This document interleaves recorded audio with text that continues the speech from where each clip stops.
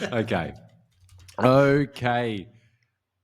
Ladies and gentlemen and others, welcome to the PPC Unfiltered podcast with CL, as we call him now, and MN. And no one's calling us that. That's cringe, Michael. Okay, so welcome to the PPC Unfiltered podcast. Another week, another journey of all the wild things that Cory and I experienced directly by running an agency, working directly with clients who spend a lot of money and a diversity of them as well, with things coming directly from our direct experience. So this is our unfiltered views, and we're here to share them with you for the week. So always we start off with Cory. How are you going, mate? I'm fantastic. Going to be heading back to Europe very soon, the next couple of weeks. So I'm psyched about that. What about you, Michael? Nice, nice. I am in my new apartment. So I bought an apartment. I've moved in, and it's been a pretty epic transition. And my sauna comes tomorrow. So I bought a sauna as well. That's going to be in the third bedroom, and I'm very excited for that. So I'll be steaming it up Sounds very nice. soon. So yeah, it's Very going to nice. Very be. nice. That is so you, Michael, getting a sauna. in your It is house. very me. You know, if people know me personally, I'm very health and spirituality conscious, and all things around that are where I invest my time and money when I'm not working. So Yeah, he also has a tanning. He has two tanning beds in his yeah, place. He also has a personal waxer that works on yeah. him once a week. I'm kidding. I don't think I don't have a tanning bed because they're linked to cancer, and cancer is not a cool thing in my books. It is Some not a people cool think thing. it's look. Anyway, we're here to talk about ads, Cory.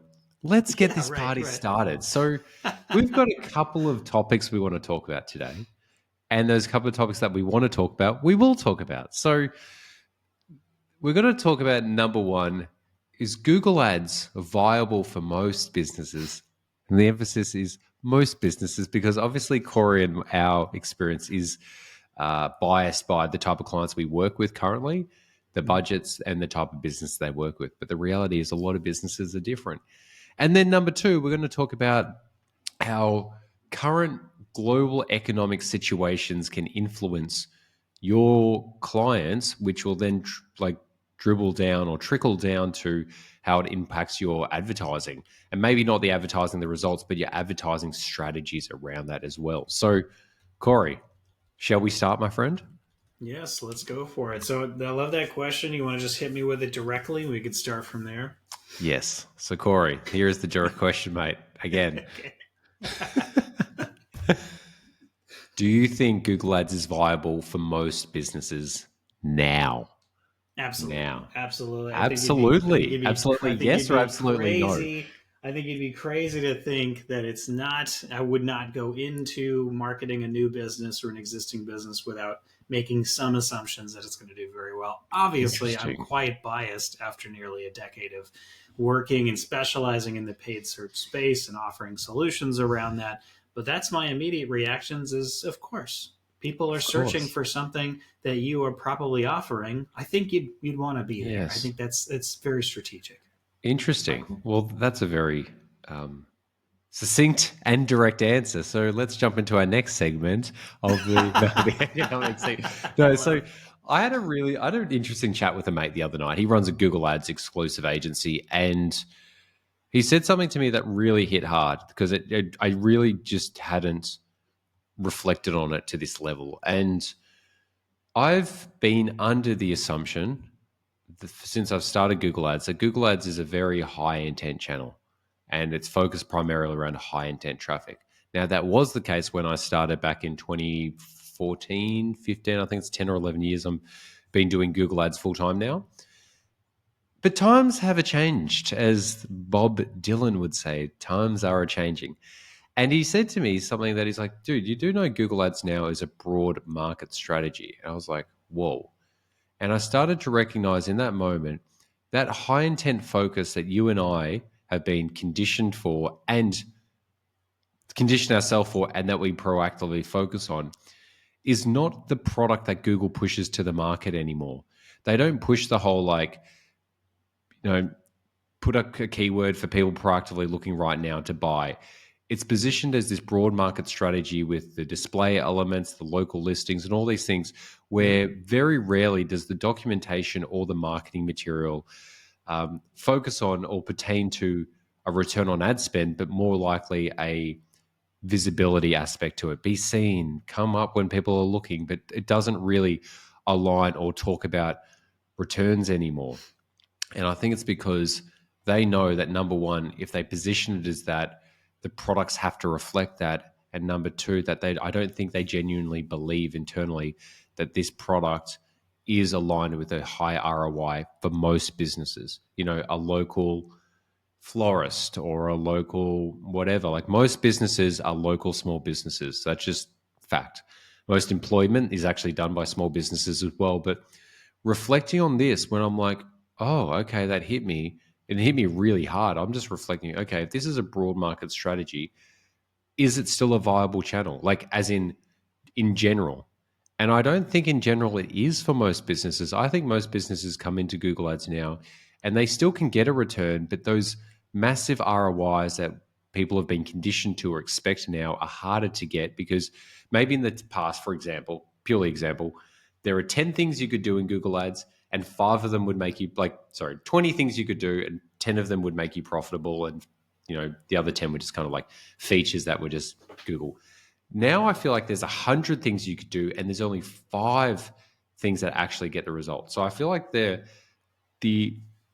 things you can do to influence the platform to have higher ROI is shifting but minimizing, but there are more features added to it, maybe for more broad market, but I actually think more to distract as well. So that's just my thoughts and opinions. Is it viable? I think you're right. Yes, it is, but it has to be done very, very, very specifically now. It's not just like you can just launch it and it will just work.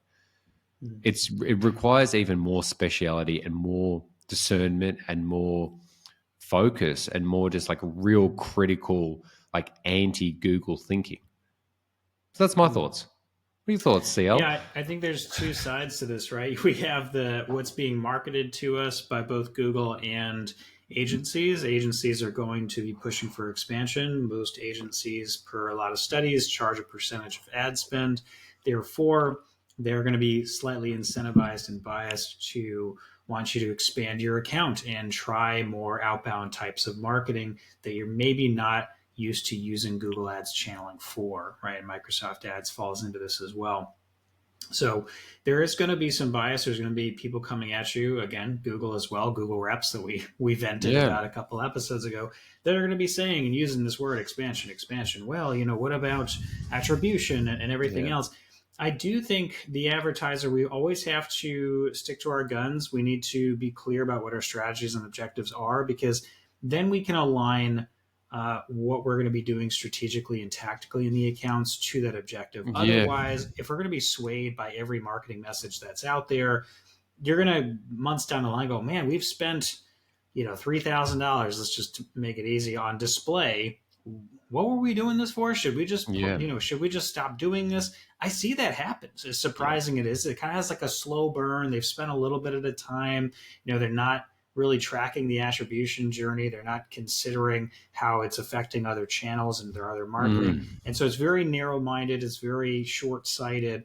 And it tends to just be something they kind of turn off when they're optimistic, turn off when they're less optimistic.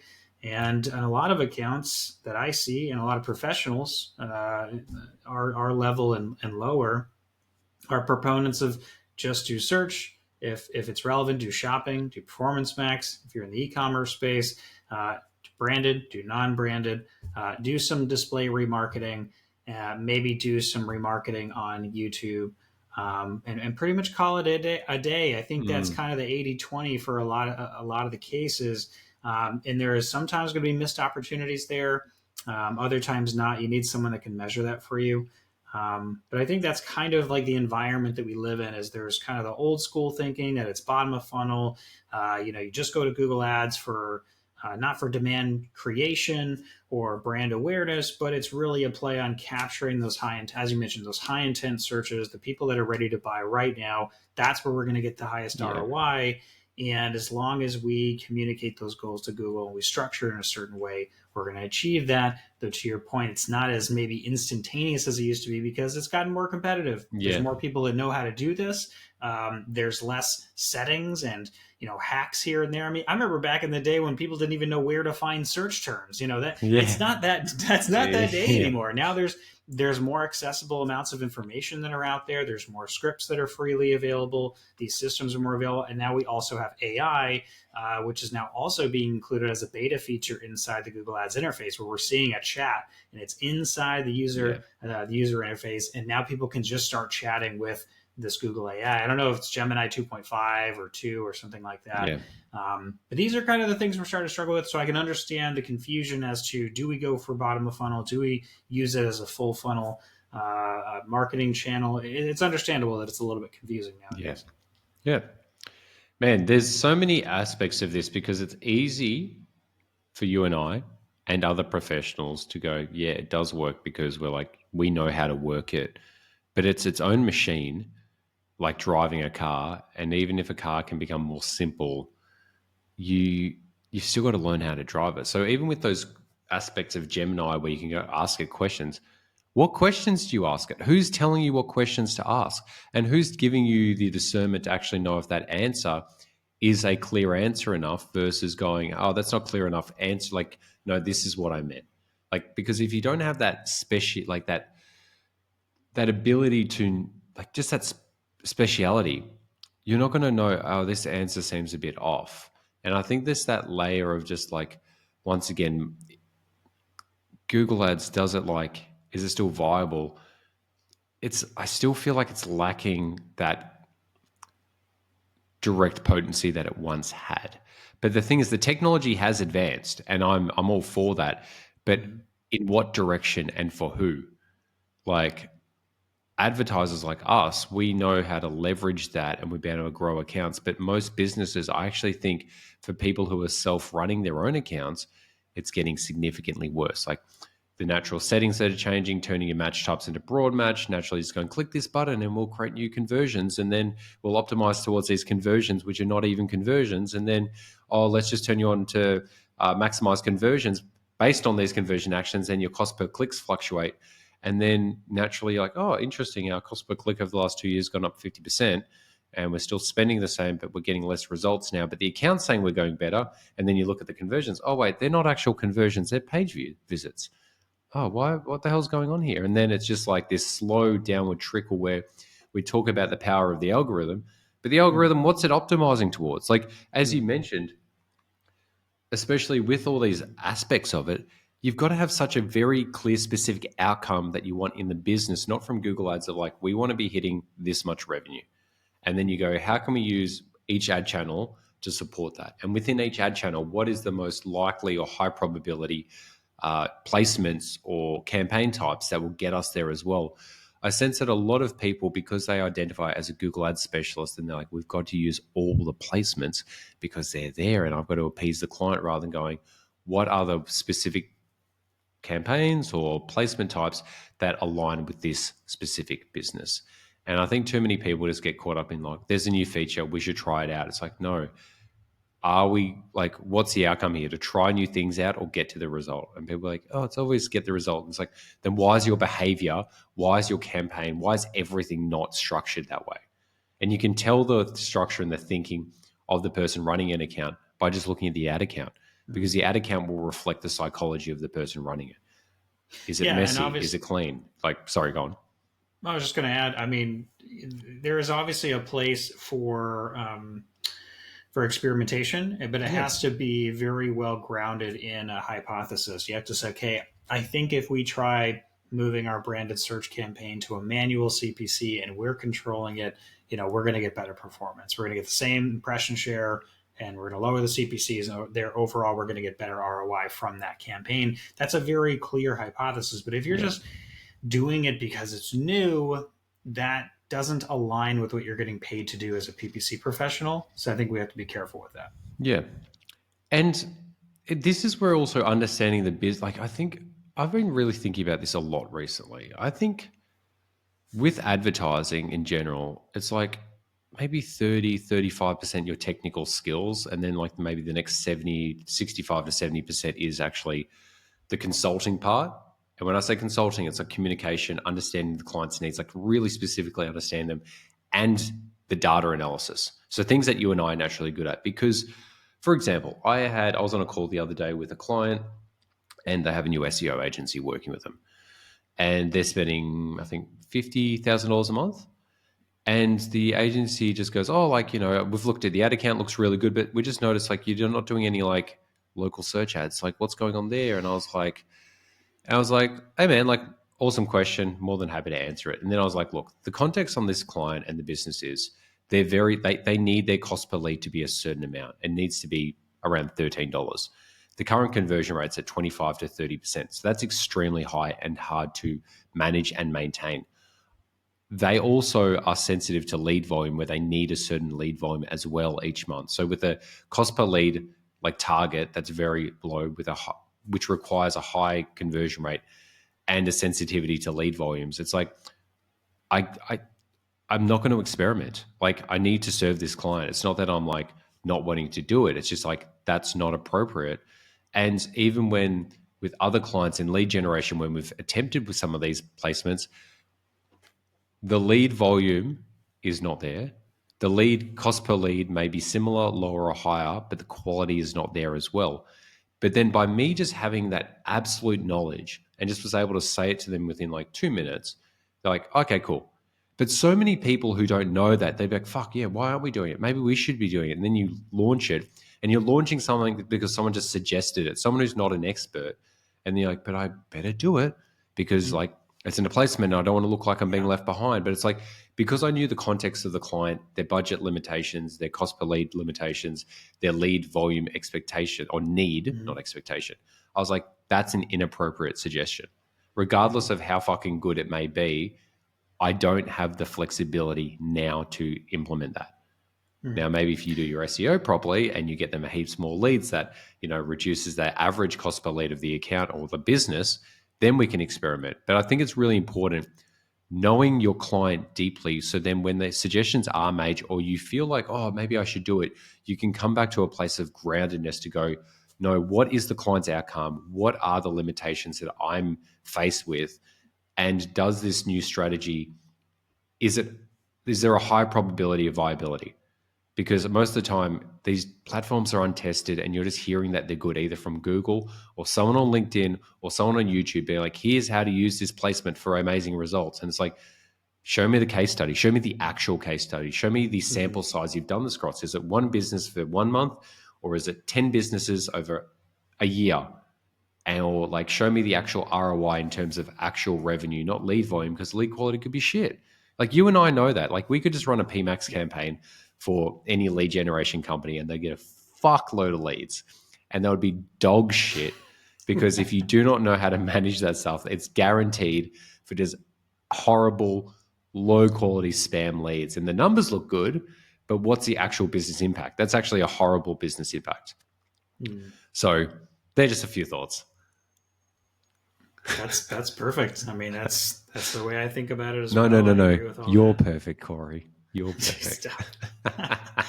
Anything else you want to add for this, Michael? No, man. I think that's it. I think it's just like, once again, just you've got to use critical thinking. I'd love to say like, keep it simple, but simplicity is easy when you've done something for a long time and then you've got the discipline. I think for most business owners and most businesses, Google Ads, if they self-run it, is not viable, economically viable. But with a really good, clear specialist running it, it almost becomes, you go from it's not viable at all to like you've got an arbitrage on the market. I don't feel like there's any middle ground anymore where there's like a level playing field. It's either like you're being taken advantage of by Google, or you're like dominating the market because all your competitors are slowly being taken advantage of by Google, or being like trying out these new match types and all that crap. Okay. That's my final thoughts. You, mate? I like it. No, nothing else. I think that's good. We covered it, man. Nice, man. Okay, well, let's press the marker and let's jump into our Next segment. I love the hair flip. All right, perfect. I wish I had hair to do it. I'm just jealous. All right, Let's all ladies and imagine gentlemen. Cory having a beautiful long Fabio mane. Yeah, let me pull up a picture from 1999.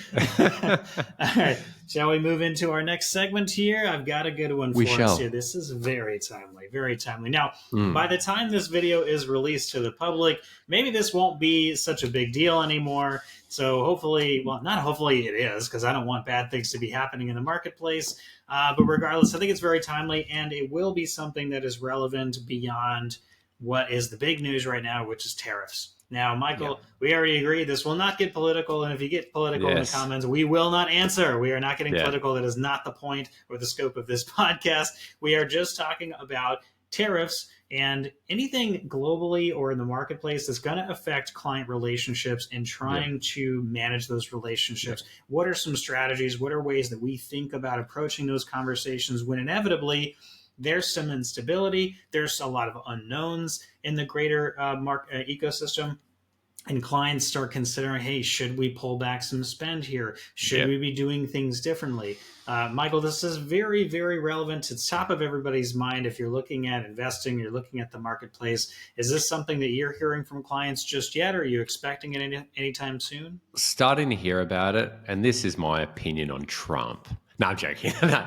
I think what the reality is, we've got to look at these times, these economic times, that it is cyclical and it happens more and more and more as you get older because you realize it's cyclical. And we had this in 2020 called COVID. And once again, it's not a political thing there, but we saw how much business shifted there. And very gratefully, we can all say, for the better for most businesses. They went digital, e-commerce businesses thrived.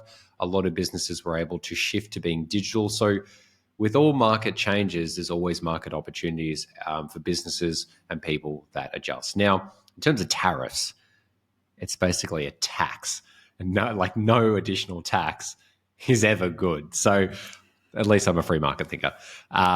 So I think in terms of how I've been speaking to clients about it who import goods from China to the US, they consider they're deeply thinking about it. The conversations I've had have been on more of the light side yet so far, but I think to recognize at the end of the day, there is always a flow and effect, and someone's paying the bill at the end of the day, and it will be the clients, and they need to structure ways to think about how to avoid it. And some of the strategies we've even talked about is temporarily just pivoting ad spend or even markets just to going to different countries.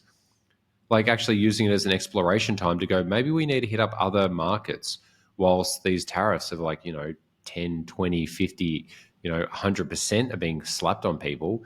Are there opportunities now just to experiment in new countries that we haven't in the past because we've been so locked in on the US? Right. So and I think those are the conversations I've been having, is more exploratory conversations in terms of the actual the real direct stuff, man. I haven't had those combos yet, nor do I want to. Honestly, I want to just of course, put my head in the sand, man. Well, that's the thing. We're not fortune tellers. We don't have a crystal ball. Nobody does. Oh, if they say they do, they're trying to sell you something. Corey.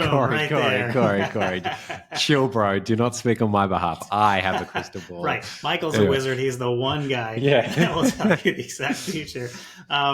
But I have been having some of those tough conversations. I mostly work with larger e-commerce, so they are definitely considering, what do we do here? We do all of our manufacturing in China, whatever. We've already, maybe in years ago, they shifted to a different country. Now that country is also being hit with these tariffs. So I think the bigger conversation here, I think that's really, really relevant for PPC specialists is if it comes up where the client says, look, there's a lot of instability. We're really not sure what to do here. Maybe we're limited a little bit on inventory and we're kind of holding off. That's kind of the conversations I'm hearing. We only have so much inventory for some of our products. We're kind of afraid to reorder these right now, given where things are. Should we maybe just hold off on promoting those products? It is a tough thing. And look, I think a couple of things that come to mind for me is, A, you're not their accountant. You are not their logistics specialist. This is really not for you to get into a deep conversation about the logistics and their business accounting. That's not your job, and it's not your specialty. I mean, maybe if you went to school for that, and that's a part of your service. This is really offerings, important, great. everyone. Let's just take a step back. You should not have an opinion on this. You are not like this is you do not work in supply chain management, fulfillment. Like this is not your role and responsibility. You can be a listening ear, but you are not an advisor, and not even that you're not worthy of it. Don't take on that fucking responsibility. Sorry, we need to bleep that out, but just do not take on that responsibility. It is not worth it. It's not worth it. And you don't even know anything about it. Don't need to speculate. This is their business. It's their child. Yes. It is a very good point. I'm really glad that you emphasize that, because it's just, I think we can do that. We've talked about this before with scope creep, especially when the channels that you're managing for the client, they're a big part and a big chunk of new business for the clients, or repeat business for the clients. And in that case, we feel this large ownership and responsibility over general business results. But in cases like this, if the client is directly asking you these questions, should we or should we not, with supply chain management, that is not like, I can give you my opinion on how it's affected past data for paid search or for marketing as a whole, if that's what I'm doing. But to tell you as the business owner what to do in this case, it is totally not appropriate. It's like giving legal advice when you're not a lawyer, or when you're not a trained attorney, you're not licensed. Don't be giving out legal advice, Michael. I'm just kidding. No, but really, I mean, it's just not our place. We're marketers. That's what we do best. And this is where, because of the elements of the unknown, and people will fairly go, what are your other clients doing? And that's the thing. And that's the question that tends to come up, rather than like, this is a problem. What do you think? It's like, what are your other clients doing? And then you've just got to be real, where you just like, look, I ain't talking to them about this. Like, this is not an area. Like, I know this does affect, and it has a flow-on effect, but the advertising will always reflect the business decisions. Like, the advertising is not going to tell the market story necessarily. Like, the market will be influenced like the accounts, but the business influence the account more than the market does. And my cousin works for a big security hardware company, and even about, I think it would have been like 9 months ago, the company just like their manufacturer in China like got blacklisted in America because they were also selling parts to like Russia that were going to like the war in the Ukraine. It was like hectic. So then he's working supply chain management, and that was like a thing because they got blacklisted, and then like millions of dollars could like all this stock, like blah, blah, blah. But now he's going, and this is a guy who's paid a lot of money for this stuff, and now he's having to deal with like supply chain management between Australia and the US, Australia, China, and US for this stuff. And it's like, dude, this guy's a really smart dude, and he's struggling hard with it. Us too, dudes, we're pretty smart, but we're smart with what we do. Like, asking us this is like asking us to like run like the best restaurant in the world and cooking the meal at the same time and being like running the management team. It's like it's a very different skill, and just because it's affecting our clients does not necessarily mean we have any sort of opinion or consulting advice that's of any value. What I'm trying to say is, don't give advice, and don't feel the pressure to give any advice, because it's you can't. It's actually just like it's not worth dying on that hill. Yes, I agree. Just be honest. You just got to be honest. Yep. And again, if it's a very specific question, like, okay, do you think we should pull back budgets for PPC? Okay, that's a good question. We can get into that, right? And we can take some time offline.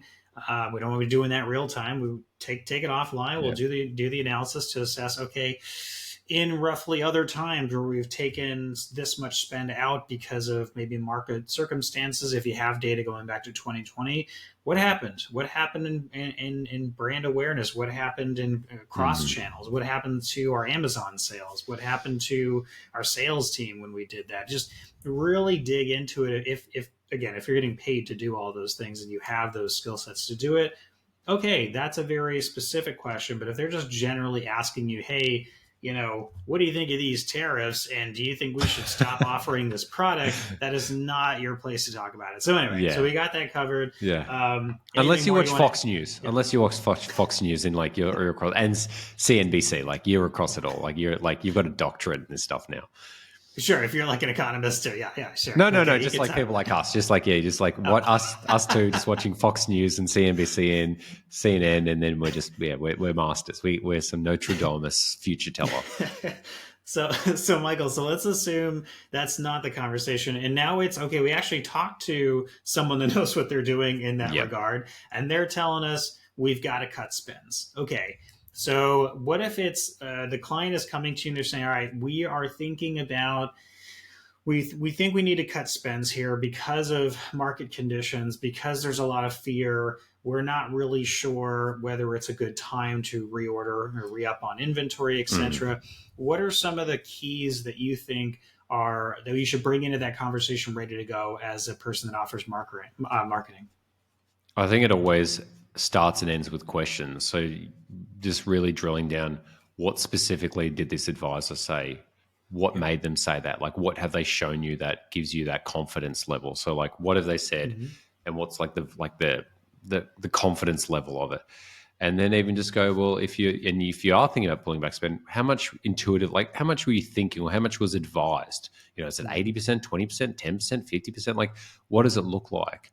And then just like asking questions, just to kind of ping and just kind of get more a clearer vision of what that looks like. Because if someone just comes to you like, oh yeah, we've been told to pull the budgets down, you might go, okay, well maybe we pull it down by 20% and buy on these campaigns, because they're underperforming, rather than going actually getting all that business information and going, oh, like I actually don't think we should pull it back. Because then once you've got that with your expertise in the ad, you'd be like, guys, you actually should be continuing to run the ads, because you need, like, whilst I understand that your inventory levels is based on your business, you still need that cash flow coming in. So like, Right. and then understanding that like these things may actually have a negative business impact because it'll actually affect their cash flow. Like, it's not Mm-hmm. just about like holding inventory. Like, when you're holding inventory, you're not making money. They're in business of making money. So it's like, do they go, okay, maybe we stop promoting on certain products because we know that it will naturally sell organically and we don't need to be pushing any ad spend there, not even to save money, but to actually just like lower the sales flow of that, versus then they might have other products that are in high stock and that don't usually sell. And then it's more about, could you shift the efforts towards products rather than just the whole business pulling it down, going, what parts of the business don't need additional support and can we pull back, and what parts of the business you could Trim just the fat. reallocate and primary focus. But it's just like being flexible. It always starts with Yeah. questions about understanding the context of the business, what information they've been given, the validity of it, the confidence level of it, and then starting to have that creative conversation. And it's a collaborative conversation as well. It's not just like, Right. here's my opinion, the client told me this. It's like, it really is like experts will listen and ask a lot of questions and then be direct with their responses. Yeah, I was just going to go there. I think it's so natural to get defensive. Again, as a marketer, when you get these things, you got to focus on being strategic here. Yeah. It's you got to monitor how you're responding. This isn't personal. Like, they're just worried about their business, and if it was your business, you would feel the same way. Like, I Yeah, don't know man. if we should spend more, should we spend less? It's a tough question, and there is no perfect answers, and that's the reality. So try not to get defensive. I know it's natural to do that. They're not coming after you. They're not saying we expect your performance to not be able to, like, your abilities not to be able to handle these fluctuations. It's not that, unless they're telling you that. It's probably just that they're insecure about the marketplace and how that's going to Yeah. impact their business. So I think that's really step one, is just like making sure you're acknowledging and understanding the situation and letting them know this isn't that crazy. Like, I'm getting this from other clients. It's normal to feel that way. Like, Yeah, it's man. understandable that you're feeling that way. I agree. That's step number one. And Clarity ask questions. Yeah. Clarity from communications equals confidence. What you're trying to do is build up their confidence level, because their confidence levels are low. That's why they're asking these questions. And this is naturally turning to the point of e-commerce, because that's the element of selling products. But then we can move beyond that. It's like, how is these affecting service-based businesses? So, for example, Yeah. I've got one private wealth client and one crypto fund client. It's the biggest crypto fund in Australia, the top performing and biggest crypto fund in Australia. They have pulled their ad spend budget down like significantly, like to literally like $1,000 a month, because the crypto markets and the uncertainty in the market is just like cooked. Like, and we're all seeing that. So like, because of that, they've pulled back a lot. They've turned off Google ads and we're just running some meta ads just for brand awareness. Mm-hmm. But then the business that actually referred them to us is a private wealth fund who actually uses this crypto fund to invest like maybe 5% of their clients' money to. This private wealth fund is having a boom at the moment because when the market is uncertain with the like tariffs going up, it means that like stocks will go down because the uncertainty, the costs, blah, blah, blah. I just had a call with them yesterday. Like one of the directors is a very dear friend of mine, but we catch up like maybe once every month, go for coffee, and we barely talk about work stuff because it's just ticking along. But he just called me yesterday because I messaged him like, hey man, the markets are like hot at the moment, hot for them because when the market's horrible, private wealth and private equity goes quite well. And within like 24 hours, like literally, sorry, within like 5 hours, we have new ads live and new messaging, new imagery, just really focus on their market shifted. And even for their market, he was like, oh yeah, dude, we got like a $3 million client and they signed within 21 days. And we've got a $20 million client looking to sign from the ads. And because the market's so volatile at the moment in that way, because of the tariffs, because of the stock market, his business is a time to, like they're thriving now because when uncertainty happens for them, people want to park their money in more stable but like non-affected by the public sector. And that's the thing is like moves beyond just the e-commerce aspect of advertising, but it can move into the service-based aspect, especially if you're working with clients that require either wealth management or if they're doing, they're borrowing money, because then they B2B, right? Yeah. Yeah, B2B, but B2C, if like Sure. they're needing to take B2C out too. like short-term loans to like fund, buying products or services, like if they're, because of the stock markets, because of the tariffs, then it starts to dribble of is the consumer confidence level low, therefore they're not going to purchase, therefore I've taken on more debt to buy stuff, which the sales cycle might go from 30 days now to 90 days. So it does move just beyond that e-commerce aspect of tariffs coming to America, but the tariffs, what they're causing to the public sector of shares, and then how the share markets affect like the whole market in general. This is me being really nerdy because I think about this stuff way more than I think about advertising. I think it's all very relevant. Again, it goes back to asking the right questions and understanding, and try to be proactive if you can. Again, you're not trying to start the conversation about supply chain management, but if you want to be a true business partner, that's what Michael and I pride ourselves on. We're not just PPC account media buyers, right? We're business partners. We want your business to be successful. Therefore, usually we're going to go above and beyond within the scope of the contract to make sure we get good results. So I would recommend, if you can, try to get a little bit ahead of it. If you feel like this thing that's going on in the marketplace right now, the tariffs, whatever, is relevant for the business and there might be concerns for them and their products or services, reach out, say, hey, look, I know things are not great right now, but performance is great or performance is suffering. And I think maybe there is some contribution of there, some attribution of that coming from what's happening in the marketplace. Try to get ahead of it. You don't want to be shocked and surprised on the reporting call that they all of a sudden want to reduce spends. That shouldn't be something that you're finding out in your monthly reporting call. They would hopefully be able to reach out to you ahead of time, give you a heads up they're thinking about it so that you can analyze the data.